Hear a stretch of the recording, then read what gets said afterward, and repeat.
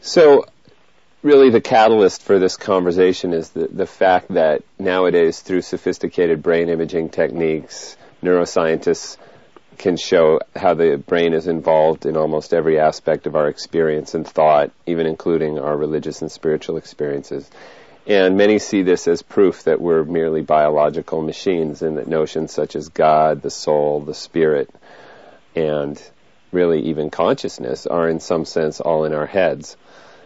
And so my first question is just, are they correct in this assessment? I don't think so. And I think for a couple of major reasons, which we expand on both of them. I mean, the first is that in this is the assumption that consciousness just comes out of brain activity, which I don't think is true. That's an assumption, but there's actually very little evidence for that the ability to have an experience, whether that comes out of the brain. It's clear that what goes on in the brain determines or is related to, let's put it this way, what is clear is there's a correlation between what happens in the brain and what we experience. But the bigger question is, where does consciousness itself, the ability to have an experience, come from? And what science is assuming is that somehow that comes from the brain activity, although nobody has any idea how. I mean, people exploring quantum effects in the brain or things to do with the complexity of information processing, but the big problem is that how does something as immaterial as consciousness ever come out of something as unconscious as matter? We assume that matter is unconscious. So that's one whole question. Mm-hmm. And then the other one is, even if, and I accept that there would be correlates in the brain to a religious experience. It's only natural that, if we see a tree, there's a corresponding experience in the brain. If we have a religious experience, there are going to be corresponding experiences in the brain. But I don't think you can reduce the experience just to what is going on in the brain. And I think what I see happening in this field is people noticing the various qualities of religious experience, whether it's having visions or having a sense of being unbounded in space or some sort of dissolution of boundaries, and say, we can explain that experience in terms of the brain, what's happening in the brain. But I don't think this actually explains the religious experience itself. And the very fact that you could recreate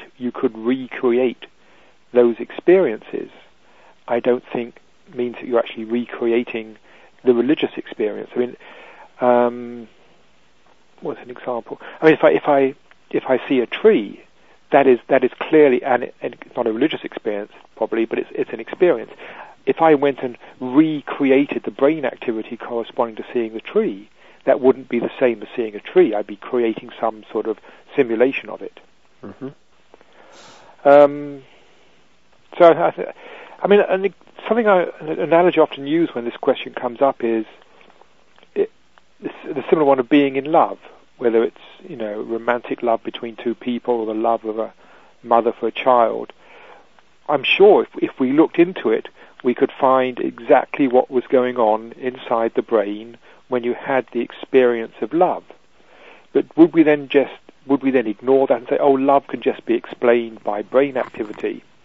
I think most of us would still find it a very powerful, moving experience that would affect our lives very deeply.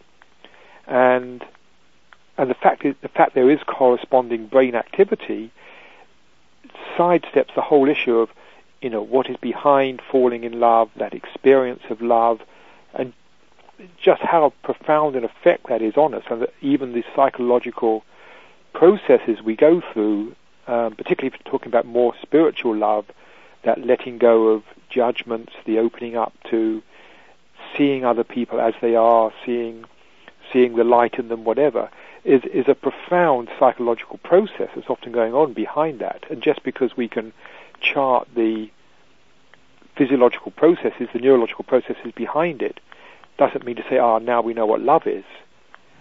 And, if we were then to, trigger the brain in the same way, would that be the same thing as somebody falling in love with another person?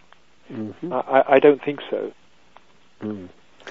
So you're saying that, okay, we can have some kind of correlation in the brain. That's natural because the brain is part of how we experience things. But Yes. But reducing it to that sort of takes the life and the humanity and the soul out of it, and in a sense misses the point. Yes. Misses the higher levels. Yeah. Yeah. Sure. And it also leads us to believe that, if we could recreate it in the brain, therefore we've recreated the actual experience, which I don't think we do. Mm-hmm. Mm-hmm. So, I accept that I would expect to be a correlation. I've always felt this. There will be a correlation between spiritual experience and brain activity, and now we're just beginning to see what some of that might be. But that's only just showing what the correlation is. It doesn't explain it to me at all. Mm-hmm. And to me, it diminishes spiritual experience. Mm. Yeah, so there were kind of two parts to the answer that you gave there. The first being about the ability to have an experience in the first place, consciousness, and then this further point about religious experiences. So maybe just to return to that first point a little bit, because you were saying, okay, maybe we have experiences vis-a-vis the brain in some sense, but to say that it was an interesting definition of consciousness you gave, the ability to have experiences. Yes. So if not in the brain, because I think this is probably the question that most of the scientists who tend to just assume material monism as a fact, what they would assume is, where else would it come from if not the brain? That's the question they would tend to ask, right? Yes. So I'm just curious in your way of thinking about that. Well, where would it come from? My way of thinking, that's a wrong question. Okay. I don't think it comes from anywhere. I think consciousness is, period. I think it's a quality of the cosmos. Mm-hmm. It's a fundamental quality, and that I'm talking here consciousness as the capacity for experience. Okay. Clearly, it's not just in human beings. Clearly, dogs have it. I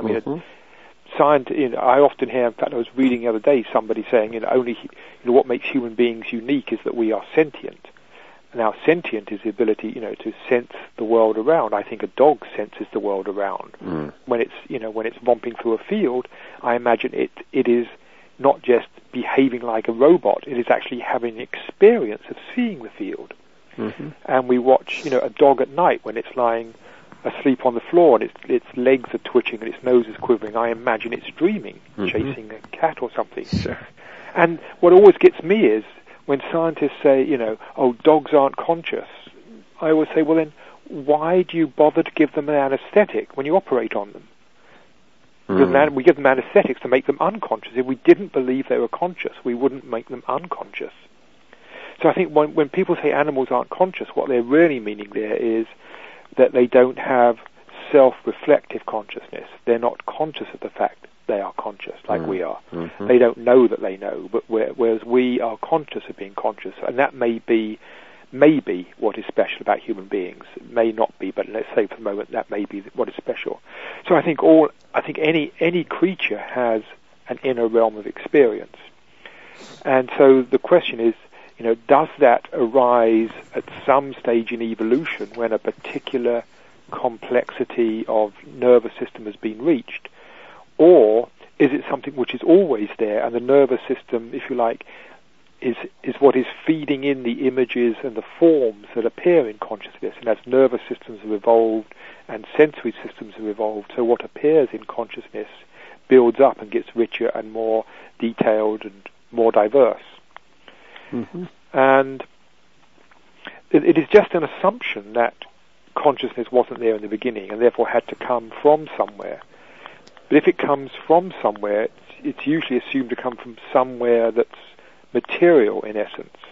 And this gets back to the problem that, in a way, it's almost like some magic has to happen. Somehow, unconscious matter has to magically give rise to this thing called subjective experience.